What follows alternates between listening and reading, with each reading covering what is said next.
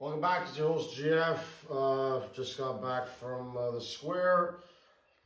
Kind of having an out-of-body experience here, but Florida Panthers at Toronto Maple Leafs Game 7 recap.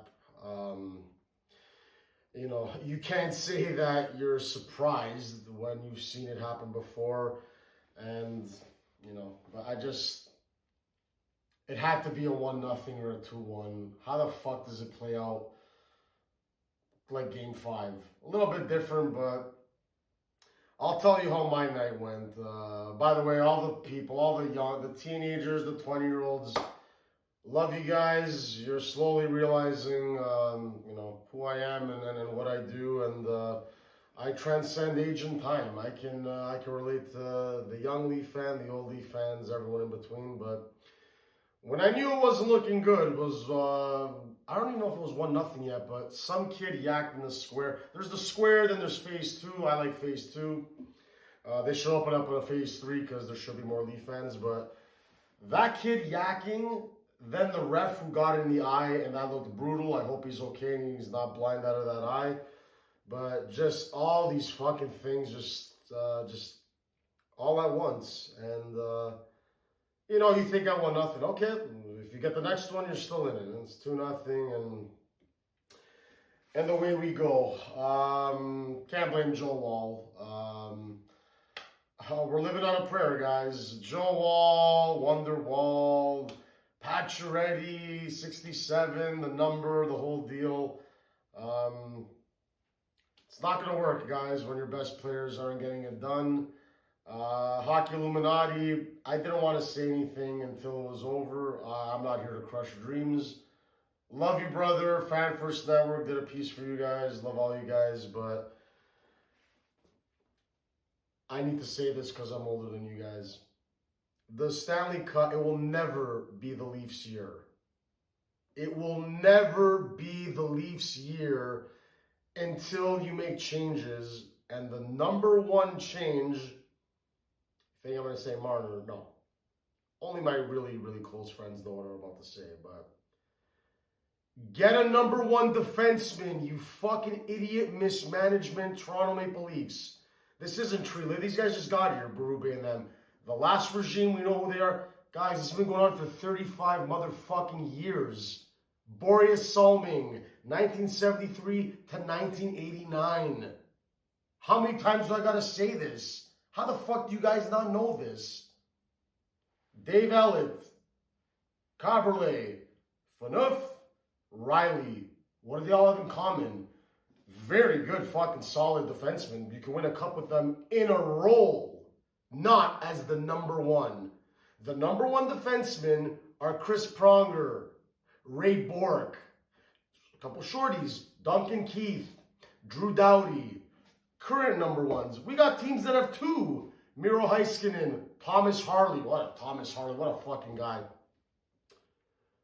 Alex Pietrangelo, Shea Theodore. There are teams that have two number one defensemen. Our idiot management can't draft or trade or develop one for over 35 motherfucking years. That's what it is, guys. So I don't want to leave with that, but Marner, you're a UFA. The money you're asking for, I wish you nothing but the best. This hurts. It's the breakup. It's the breakup that I personally never had to go through because I just like to smash chicks and keep it moving. But we all have friends that high school sweetheart, or you're 25, you're at a crossroads, you got to dump a bitch. That's just how it goes. And every one of my buddies that did it found their wife, what I like to call the Kawhi Leonard, the number one, and riding off into the sunset. I hope. But that's what it is. How many times are we going to go? Like, how can we be the only team that has 5 forwards on a power play? And you think you're going to win the cup? I don't even know how the issue with this series is, how the fuck were they up 2-0? How did they score those goals on Bob and things were good? And now that it's over, that Game 3 will haunt Leaf fans forever. Bunch of fluky bounces both ways, all involving Morgan Riley, and they got the last bounce. And instead of the series being 3-0, it's 2-1, and the rest is history. But You know I had Florida in 6. You know I had Florida going back to the dance and winning it all. This isn't the one that hurts the most. For me personally, it's the teams that you should have beaten along the way in the last, the years, and we can go through it. Columbus 2020, Montreal 2021, the worst. You lost to baby Suzuki and baby Caulfield. But anyway, those are the ones. To lose to Florida, of course they all hurt. I'm not trying to say that, but this team is way better than the Leafs. And by the way, for those that doubted the number one defenseman on Florida, Seth Jones and Aaron Ekblad still got it. A little bit of the defense and all that, they still can control the game and all that, but good for Seth Jones. I'm a Seth Jones guy. Oh, but see, the problem with most people that I talk to that even know the Leafs, but you'll never know it like me, you're year-to-year kind of fans. You don't work hard like me. You don't do the research necessary to really look at their whole career, the body of work. Seth Jones was buried on Chicago. Shit rebuild. Look at Bedard. Bedard hasn't done what he's supposed to do yet. He will, though.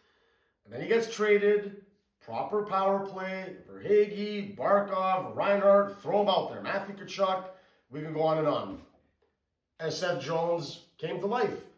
Aaron Ekblad. Oh, he's lost a little something, whatever. I think it's more injuries, but looked fucking great last year. Won the Stanley Cup. Killed the Leafs in this series. And he's nasty. And he's a little bit dirty. That's what it takes to win the Stanley Cup. The Leafs have too many of those soft guys. Willie and Marner, we've known this for years. And the only reason for me it wasn't Willie. I think Marner's a better player than Willie. But Willie scores the big goals. And I guess that's going to keep him around because he's under contract. That's how it goes. Matthews, he's under contract. Does Matthews need to be a little bit better? Yes. Can't wait to see what this injury is and digest all that nonsense. But hope he's all right. But needs to be better. John Tavares, unless you take a huge discount, I think this is it for him too. Love the 7 years. I'm a JT guy. Speed's an issue. Pontus Holmberg on the second line. Craig Berube, what the fuck were you thinking doing that? Like, my goodness, man. So, there's just a lot of things, guys. At the end of the day, they beat Ottawa because of, Simon Benoit overtime goal, Pacioretty coming out of nowhere. Imagine if you didn't have the contributions of Pacioretty. They might not even beat Ottawa. And Pacioretty's not a part of the Leafs' future or anything. So, I like to thank him, but let's put all this 67, all this nonsense to bed. It was fun while it lasted.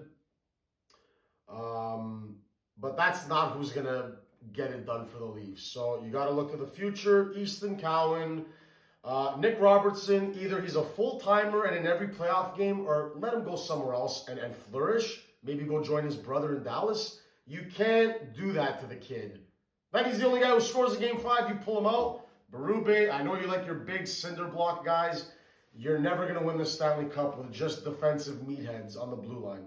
And I give them credit. The Carlo, the Tanev, McCabe, Oyel, Benoit. It's not going to work. You need two-way defensemen that can get through the neutral zone. Walk that fine line on the blue line on the power play and clap bombs and one-timers and making shit happen and moving around and having fear. The other team has to fear that number one defenseman. They got a plan for him. There is no game plan for the Leafs. Marner flicking shots in. Hate the power play. I've always hated the power play. And it cost them, guys. So that's it. I just want to thank the diehard fans. To say I'm mentally exhausted is an understatement. I work my ass off for this. And I do 3 sports, but nothing like the Toronto Maple Leafs. By the way, people out there, I'm a Dallas Cowboys fan. So yeah, get that misery times 2. But at least the Cowboys won. And I saw the Raptors win. And the Raptors might win again before the Leafs. We'll see. I believe in Masai Ujiri. But Brad Tree Living, it is time. I like what you've done so far. It's not your fault that the last regime, I don't even want to mention them, made too much of a pussy soft team. But you got to keep making changes. You cannot keep going without a number one defenseman. I need to see a guy who can come in here with clap bombs, with one-timers. You didn't bring in Brent Burns. Brandon Montour didn't happen in free agency. Ekblad's a free agent this year, probably going to stay in Florida. But still, something's got to give. I was just throwing it out there. Roman Yossi's an aging number one. Pay the price and get him. If the Islanders get Matthew Schaefer number 1 overall, maybe Noah Dobson's available. You have to try to find someone who maybe the entire NHL world doesn't think he's a number 1, but we got to find the number 1 defenseman. This is no different than DeMar DeRozan and Kyle Lowry. When did it happen? When you traded DeMar for Kawhi Leonard, when you got rid of Valanciunas, and Valanciunas and DeMar couldn't play D, and Marc Gasol and Kawhi Leonard can play the offense and the defense. Two-way pro athletes. Stop getting guys that are one-dimensional. If it was working, we wouldn't be ranting. It's not working. You want to win the Stanley Cup? Get a number 1 defenseman. So I'm done with the Leaf thing. Transition to summer. Obviously, I'll recap and finish off the hockey playoffs and basketball. Definitely need some time away from it. Like I said, anyone that loves it like me, it's mentally draining. It's mentally exhausting. But I signed up for it for the cold. It's fucking weather, always cold. At least it didn't fucking rain tonight. But I will pay the price. I'll keep going down there to all the cops, Sword Security, and Paragon, and the firefighters, and the paramedics, and everyone that goes down there. All the fans, we deserve way better than this. Don't stop believing, even though it's very easy. They don't deserve it, but never stop believing and make the changes. And we'll see you guys next year. Go Leafs, go.